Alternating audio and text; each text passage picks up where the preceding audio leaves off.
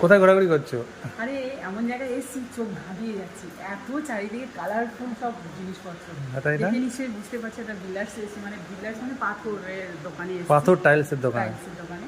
এখানে এত সুন্দর সুন্দর জিনিস, তোমাদের কি বলবো, না দেখালে ঠিক তোমরা বুঝতে পারবে না। একদম একদম প্রচুর বড় এরিয়া, বিশাল বিশাল প্রচুর জিনিসপত্র আছে এখানে। এখান থেকে বিশেষ করে এটা একটু অন্ধকার মতো মনে হচ্ছে, কিন্তু এই দেখো, কি ভালো লাগছে দেখতে। এদিকে লাইটটা দেওয়া নেই। হ্যাঁ। ও, কোনটা নেবে বলো? সবগুলো সবগুলো চাই, সবগুলো। সবগুলো চাই। হ্যাঁ। কোনটা ছেড়ে কোনটা নিই, কোনটা সবগুলোই তো ছেড়ে ভালো কোনটা? লাগছে। একদম। তোমরাই কমেন্টে জানিও কোনটা নিলে ভালো হয়। মানে আমাদের ঠাকুর ঘরের জন্য অলরেডি হয়ে তো গেছে পাথর, কিন্তু চূড়াটার জন্য আবার আজকে এসেছি। এটা কোথায় যেন এটা রামনগর, ফুলতলা থেকে রামনগরের মধ্যে।